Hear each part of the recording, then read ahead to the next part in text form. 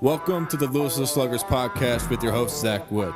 We cover everything about MLB. From the regular season to the postseason and even the offseason, we got you covered.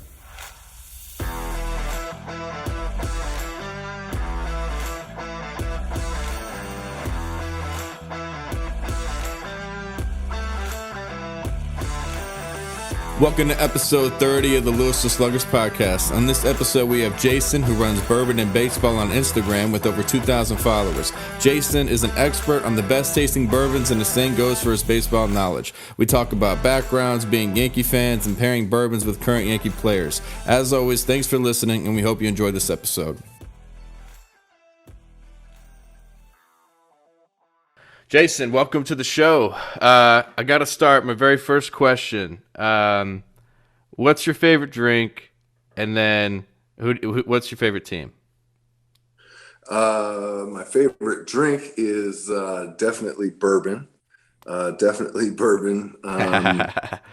For, the longest time now. Yeah, I've had a hankering for the great American spirit.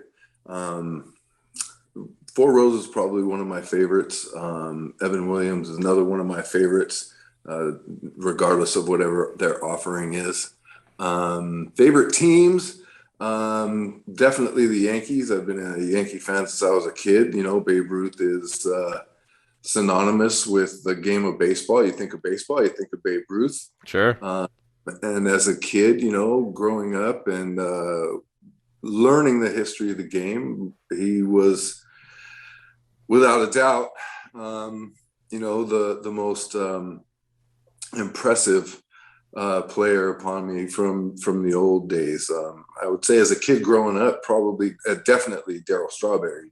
Oh yeah, was all over my wall as a teenage kid. And falling in love with the Mets at that time, and Dwight Gooden. But if I was following the Mets, I was following Darryl Strawberry.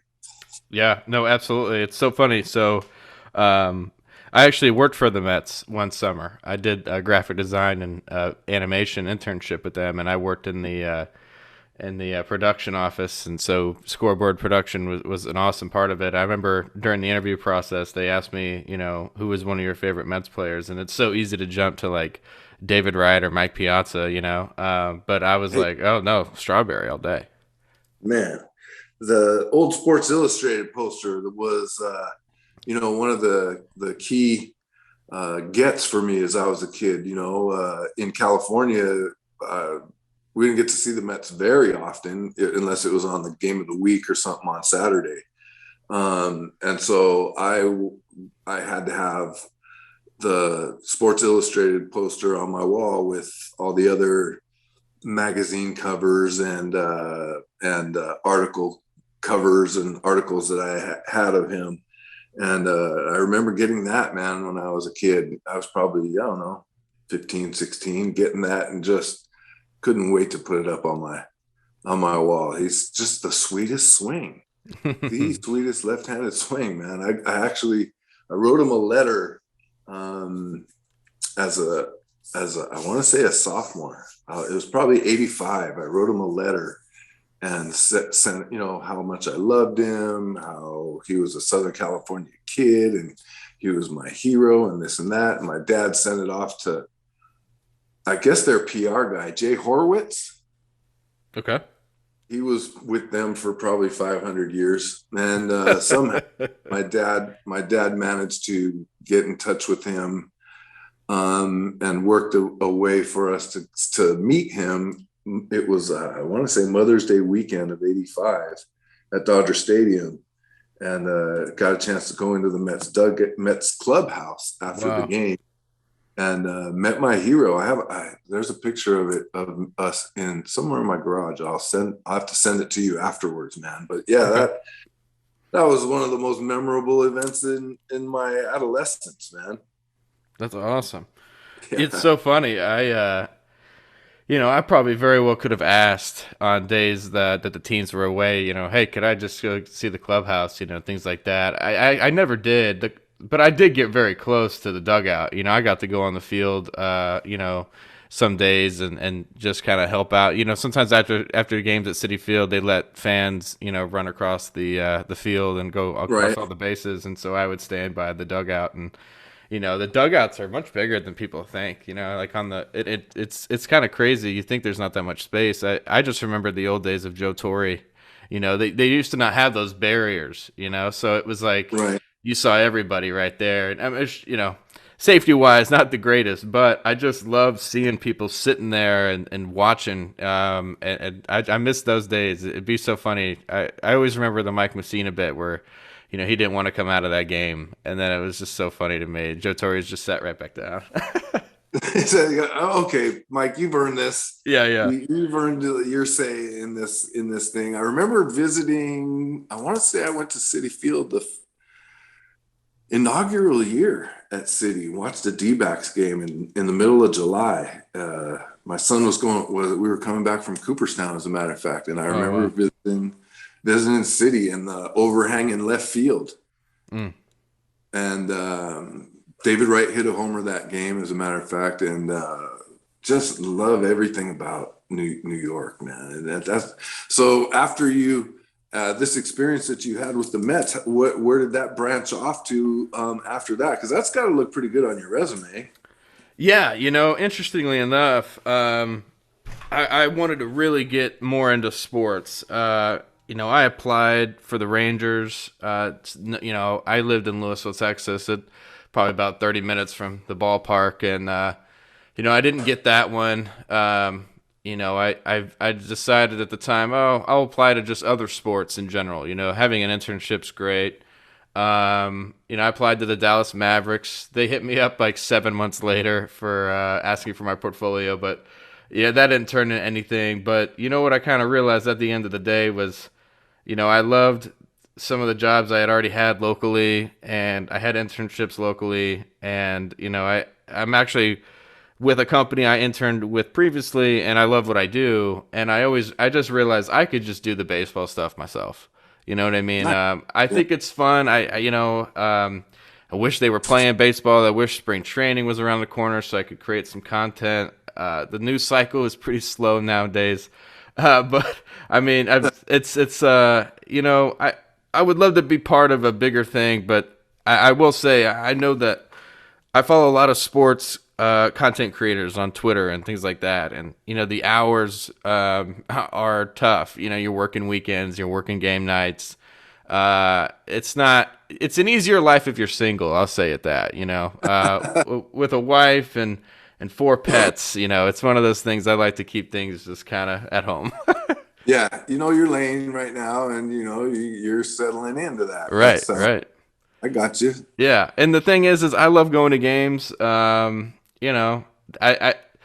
always make Yankee games when they're out here in Arlington. I always see 1 or 2 of them. But I will say they're the first. If the season goes as scheduled, the Yankees are their opening day here in Arlington. So I probably won't go to that because that's just a little out of my price range. Usually I can get tickets for like $30 a piece, but I'm sure those are definitely trending upward. Right, considering the activity that they've been doing this before the lockout. Oh, absolutely, yeah, and that's another thing. Texas baseball hasn't looked too sharp recently, but I'm happy that, and I think they're gonna sign Kershaw. Actually, believe it or not, I agree with that. I just have this big feeling they're gonna do that, and Kershaw, talented player. If he might do a 2 to 3 year deal with Texas and retire, maybe just 2 years and call it quits. I'm not really sure, but I just feel like he's going to be a Ranger, and that gets me to watch them. Last year was crazy. The 2 games my wife and I went to were 2 no-hitters. We actually witnessed we witnessed the Joe Musgrove no-hitter, and then the next game we went to was the Corey Kluber game, the no-hitter. Oh, man. Yeah. That's insane luck. My wife's kind of a Ranger fan. Been trying to convert her to being a Yankees fan, but she was kind of like, after the first no hitter, she's like, okay, cool. All right, that's a once in a lifetime thing to witness. Right. And then the second time, she's like, okay, now it's just embarrassing, It's First, like, first time's an accident, second time's a trend, right? yeah, exactly. So, but that was incredible to see a Yankees no hitter, though. To see the Right. Padres one, excellent in itself. The craftsmanship and the defense and everything. But to see a Yankees no hitter that hasn't happened since the '90s, or something around there, I think '80s or '90s. It was super fun to watch that. I want to say it was, Was it David Cohn? I think. yeah, it was Coney's, Yeah. either Coney's or Wells. So, but I believe it was Coney's. Yeah. Yeah. Yeah, I agree. I totally think that Kirsch is going to end up in Texas, and if I'm GM, I'm throwing him a bone at 2 years, Yeah. and that would be about his.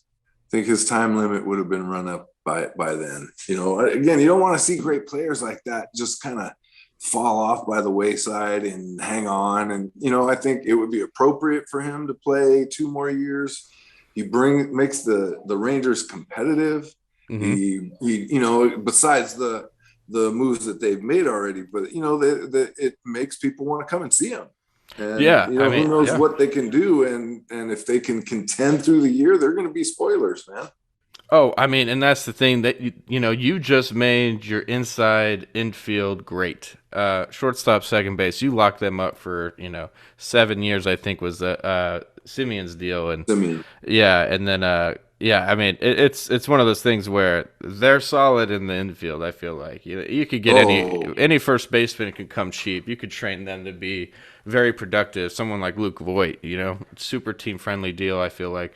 And can get better. Hopefully he stays healthy. But when I was in high school, the Rangers were a threat. They got you Darvish, and he was amazing. And then they went 2 years back to back into the World Series, and it was fun out here. That was fun baseball to watch, and that's what I think Ranger fans need. They got that we got the new stadium. There's some things I like about it. I like not being sunburnt after a right. game, but I think it's missing some personality that the old one had. Ah, It's a little bit, it's nice to. It's like 75 degrees in there. It's great. That's the like best going to a part. ball game in Yeah, Arizona, yeah. yeah, it's like, but the old one, it's like, so I guess what I mean is like in the old one, and now it's a rugby field. So Really? yeah, yeah, I got a friend that works for that team. Yeah, so that's interesting. Yeah, it's called Choctaw Stadium now or something like that. Now, was it maybe just a little bit more fan friendly, a little Yeah, bit I think more that's baseball exactly it. aesthetic? Right. Yeah. So, um, this one seems a little bit. It's like It's like mixed between corporate and Ah, like luxury suite rooms almost. I I see. mean, the game is there for the fans still. And I can get cheap tickets. But I That's guess how what I'm I. trying to say, yeah, it's like at the old stadium in center field. They had that huge patch of grass, and home runs would be hit there. Fans would run in to go get the ball. And then behind all that was concessions. But then in the past, man, I still have a wiffle bat, a wiffle baseball bat kind of. And they had like a miniature stadium. Kids would play. They stopped kind of doing that. And then it's just like, it's a little lifeless to me. Like it's too entertainment driven. Not so, like, you know what I mean? Yeah, I get it, and unfortunately, everything is headed in the corporate direction, It's a little and stale. tragic. That's tragic because Right. like you mentioned, there was a little stadium behind or a little kids Yeah. playing field behind the center field fence and all that, and that's what is the great appeal about Petco. Mm-hmm. Is the Tony Gwynn Memorial, the grassy area you could sit out there. They have a kids playing yard as well, where they play wiffle ball, and they play games before the game starts, and it's just a little fan friendly zone that just makes it so much more appealing that Yeah. By the time you realize, you're like, oh, we better get to our seats because the game's already started. Yeah, exactly. And And, so, and I will say, if you ever come down, let me know. I definitely would like to grab a beer with you and or some bourbon, in fact. come on. They have made like a nice, fun little strip and concert area, with like Texas Live being literally right next door to the stadium, so there's some really fun places you could just hang out before the game. But I will say it's just missing just a little bit. You know what I mean? Just Yeah, find a right. way to bring back some of those elements, and I'm not gonna say anything else about it because I will say it's definitely a lot larger. I don't feel it's not it doesn't feel crowded even though I know there's 40,000 fans there. Right. They definitely made it feel like you could walk in and out and not get clustered. So I mean I've enjoyed both experiences I've been at. So I'm looking forward to seeing more games. I'll tell you. I have family members, that grew up with skin cancer, things like that. They would have to leave games. You know what I mean? They can't be there Yeah. all day. So this Yeah. is The so much better exposure. with having the roof on top. Yeah. The exposure is a considerable health risk in Yeah, Texas in summer. I mean, for crying it's a, out loud. it's Yeah. 100 degrees for a couple months in a row. It's Yeah. And insane. So that's the big reason why we don't have a big league team here. It's 118 here in the summer. And right. as my kids were growing up, it was playing pony baseball and stuff. It was really weird because all-star tournaments would be held here in our valley, and it was just completely cooking in the Hmm. valley. And parents from Oxnard or somewhere else in the Central Valley in California, they would just be dying. Yeah. And there's just too much of a health risk for kids out there, Oh and yeah. even for the pros. But yeah, I can totally. Exactly. Yeah, the pros are out there very frequently. That takes some. Yeah. That's crazy. But the interesting thing is, as we're talking about the Rangers and the moves that they've been making, and as I kind of think back, and interestingly enough, the Rangers have never been afraid to pull the trigger on, I guess, big name players. I mean, if you go back to Fergie Jenkins, you can go back and, besides A-Rod, Hmm.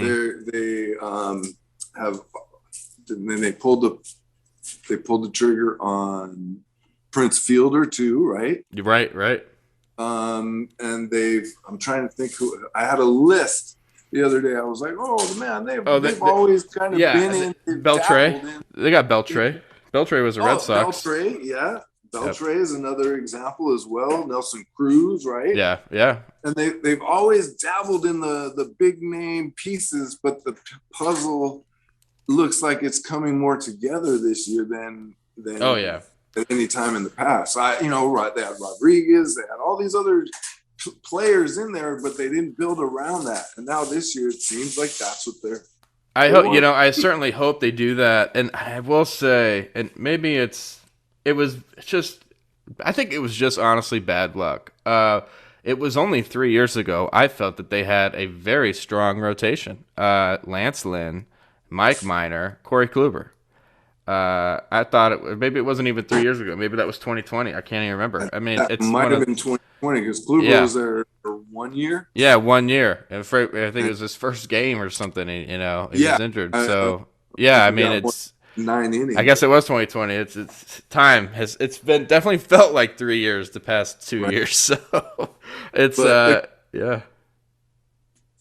Lance Lynn is one of those guys that's always under the radar. He just pumps strikes Yeah. and puts the ball in play. Your defense isn't on their heels and they don't fall asleep on you. And again, he's really kind of come into his own, I think, and found a really comfortable spot there in Chicago, right? Yeah, Chicago. Yeah, I felt though that they should have locked him up. I felt like the Rangers Yeah, should have just locked him up. That would have been just a super strong piece. But hey, it didn't work out. And yeah. I'm sure he's enjoying White Sox too. They have a fantastic team. Manager to me is questionable, but we'll see what happens next year. And think if they would have kept him on, and then adding Kershaw Yeah, potentially, exactly. he would that the depth of that rotation that Yep. they couldn't see then would really have been a top competing I've AL heard Rookie. I've heard rumors they're not even done yet. And they're just waiting for the CBA to get finished, and then they can make more moves. And especially if the luxury tax gets increased, then I've heard they're definitely not afraid to make more moves. It's Yeah, interesting. if the tax gets increased, they're gonna just empty their pockets, man. Oh yeah, You absolutely. know, I got a I question for you though. Actually, how long have you okay. been running your Bourbon and Baseball account? Because I love your pictures on there. Because I feel like if I were to go to a store, at a bookstore or something, and I'm reading baseball history, I feel like your images and just the colors of all your images to me they invoke baseball to me.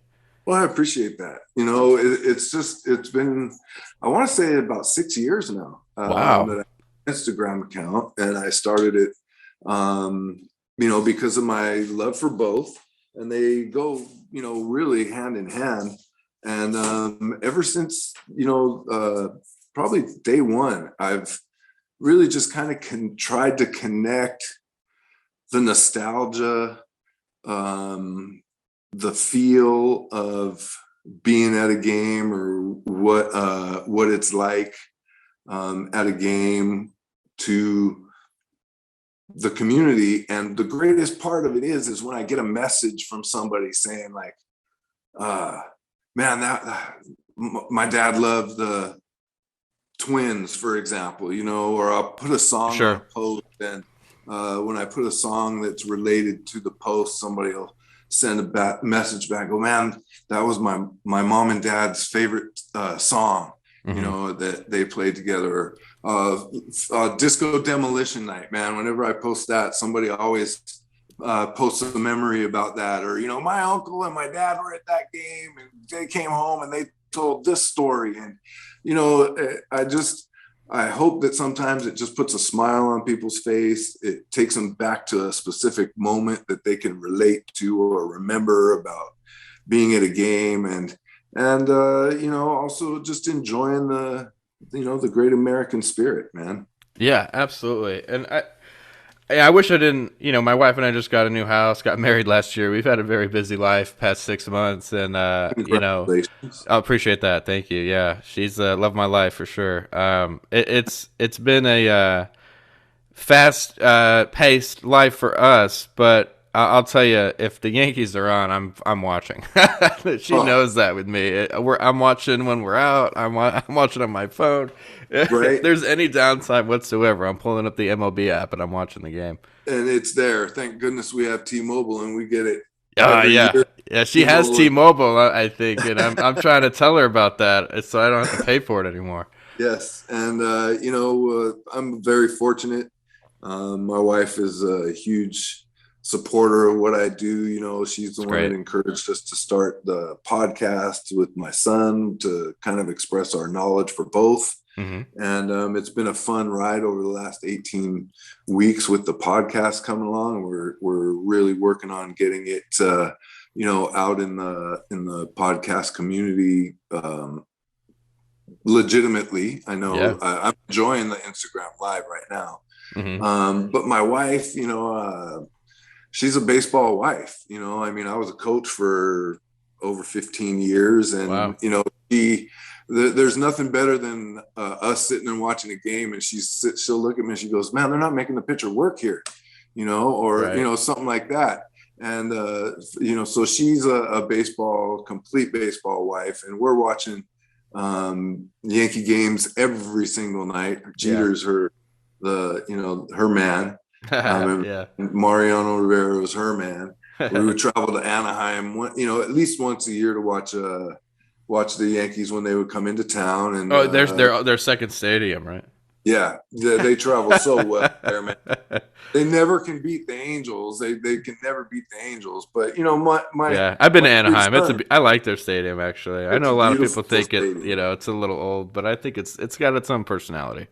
It's a fantastic stadium, and Yeah. I think all three of my boys' first games were, Halos and Yankee games, and it's they're just they made me so mad last year, though. To be perfectly honest, Zach, come Yeah. on. Yep. Don't even Don't get get me me started. started. Yeah, that's Want to to look say. back. Yeah, I Jinx on don't that. look Yeah. back right There's now. I can't the amount of times I felt like we had it in the bag in the eighth inning. and then somehow we lose by 7 runs or something. And I'm like, what? I was GM for a day. I know. The moves I would make. I'm shocked. I mean, it's like I'm shocked that I'm not that we ended up where we were, right? Tampa's been extremely tough. That's just the hardest division there is, and the Blue Jays were on our heels all season. It was a tough season. I love the Blue Jays now. They're so fun to watch. Boston's Boston. You can never count them out. I remember projections saying they were going to be like the worst team, and then they freaking go to the ALCS. And I was just right. It's just an immediate head scratcher. I just want the Yankees. Like, here's the thing. I'd be happy if the Yankees even lost the World Series in the past 5 years. It's the fact they would have got there. You know what I mean? Like but it's the fact they haven't won since I was in 10th grade or 11th grade, and I'm almost 30 now. So I mean, it's been too long. It's been too long. It's been over 10 years. When they lost Didi, to me, that was the beginning of the end of their dysfunction right now. I wished, and in my heart of hearts, I thought that he was the solid anchor up the middle. Mm-hmm. And if they would have locked him up, he would have stayed consistent. And once they kind of just let him go by the wayside, I thought that they did him a disservice in that regard, I think, by not at least trying a little harder to make it happen and make it work with him, because I think that's it. Ever since that, he's just the team itself has just been atrocious. I knew a long time ago that while I think he's a great player, I never at once thought Glaber should have ever moved away from second base. I always felt he was best at second. Why are you switching up everything on his end defensively when he just gave you some of the most offensive production? Keep him where he's at. You know what I mean? Yeah. And you're like my new best friend. Yeah. Yeah, and having DJ have 2 incredible years on a 2-year contract. I mean, that was just a gem, right? Absolute diamond there. So that changed things. But that was more of, I think, moving, and then Gio being incredible at the corner. Who would have ever thought exactly. That he would have played there's so many people that continue to talk about getting rid of Gio, and I don't think you should trade Gio. I hate to say it, I love Luke Voit. I understand the value there. I would if you were talking Glaber, DJ, Gio, and Voit, you obviously trade Voit. You know what I mean? I don't want to, though. That's the thing. I think he's so cheap. He needs to be healthy for this year, or else he's gone by. And even if he's healthy, he could be gone by the trade deadline. But I think he's super affordable. And but then you have DJ, who's better defensively, right? And then you had Anthony Rizzo come in, and I thought Rizzo made some fantastic scoops. And I kind of love that. I'm not gonna lie, because he was a lefty bat as well. Yeah. I wish he didn't get COVID at that one point, because he was on a tear. And that first season with the Marlins, he looked good in a Yankees uniform. And adding Joey Gallo, him being a huge Ranger guy, I was on the fence about it, because he, to me, felt like another 3 true outcome player. And there were many nights where I was watching the game and my wife would hear me complain, and I'd be like, "Oh, Joey Gallo's up, instant strikeout." You know what I mean? That kind of thing. He sucks. He's the worst. Yeah, he's the dregs. It's a strikeout, a walk, or a homer with him. Yeah, right? He's the worst, man. So, I think I get. I mean, he knows how to work a walk. I get that. But I mean, that game, I remember he hit 2 home runs or something to win it for us, and I was like, okay, I'll shut up. I was like, all right, he heard me. He heard me. Oh, he just irks me something fierce, man. He's all different. of his pre-pitch stick. If he would just get in the box and hit, just get in the box, put your feet down. Oh man, I've watched him play so long too. He used to be a third baseman, actually. Oh, that's even more scary. Yeah, I know. He's he can play outfield. Great arm. Yeah. But oh my goodness, just when he comes to the plate, I'd rather watch paint dry. I know.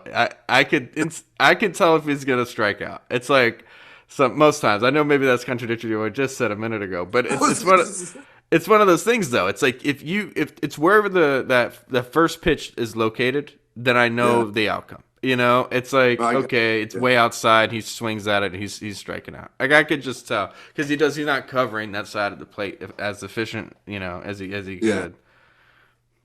But I completely agree with you regarding Glaber. Um, since we're going down this pathway of of complaining about the Yankees, Glaber was a complete guess hitter last year. I think he was completely out of the loop, but didn't know where he was. And I think leaving him at second would have been the best thing for him, man. Yeah, Now he doesn't know what he's doing, I know. They keep and changing everything he's doing. It's not good. Just keep the player where they're at. Voigt's a great bargain get for sure. You know, he puts the ball in play, which is for me keep him and get rid of Gallo. You know, because Gallo doesn't put the ball in play unless it's over the fence. It's a year and a half thing after they got him anyway. So I'm interested to Yeah. see what happens. Hey, I don't want to take too much time away from you, Jason. I'm not wrapping up just yet, but if you got to go, let me know. I got a few more minutes. Okay, you got That's 10 minutes? yeah, no problem. All right, here's what I want to do. This is you're probably more of an expertise in bourbon than me. I'm going to give you 5 players, and I want you to match a bourbon with a player. Okay, You think you could do that? for sure. All right. Aaron Judge, what bourbon is he? Oh man, Aaron Judge. I think he would probably go for something a little bit spicy, a little bit crafty, man. I think that he would go something a little bit um, unusual, and I could see him uh, with something nice and spicy, and probably like a Booker's. I could see Okay. him drinking Booker's, one of the higher the Jim Beam family of products. But I could see him with a bottle of Booker's. All right. Garrett Cole. Garrett Cole would probably be a Michter's guy. I could see Garrett Cole with a nice bottle of Michter's barrel strength rye. I'm writing all this down. All right. Chad Green. Chad Green, the reliever, Yeah. the middle guy. Yeah. Um, I'm not giving you easy names, am I? no, I'm Chad Green would probably be an Eagle Rare guy. Yeah, I could see him with a nice, easy bottle of Eagle Rare after he goes in and, gets his 6 outs, Okay. and goes and sits back and enjoys a nice little Eagle Rare. Sweet. All right. Stanton. Oh, Stanton, man, we're talking the big heavy hitter. The big heavy hitter for Stanton would probably be, I want to say, Colonel Taylor for sure. Yeah, E.H. Taylor. I could see Stanton with some of that. Probably bottled in bond, nice little 100 proofer for sure. Nice. Okay. Last one. DJ LeMahieu, the robot, the machine. DJ LeMahieu, Is being it an motor oil? LSU, Motor oil. That's what he needs. being an LSU guy, I would have to say Sazerac for him, because that's a Louisville whiskey and a good bottle of Saz in New Orleans rather.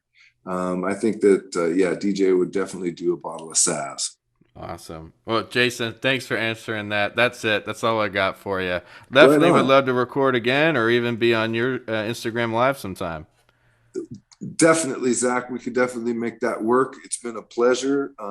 It's been an honor. I appreciate you reaching out for me and look forward to doing it again, man, for sure. Yeah, And we'll work I out got something I got to thank David for hooking us up and having us meet each other. super cool, man. Looking forward to talking to you just about every day now, right? It's yes, cool. yeah, absolutely. Anytime. Let's go Yanks. Yeah. Let's get this CBA in. That's what I'm talking about. Let's get a shortstop. My goodness. Thanks, Zach. I appreciate the time, man. It's for sure. Fun. Yeah, have a good evening, Jason. All right, you too, brother. Bye. Thanks for tuning in to the Lewisville Sluggers Podcast. As always, you can follow us on Facebook and Instagram at Lewisville Sluggers and on Twitter at LTown Sluggers. Thanks again.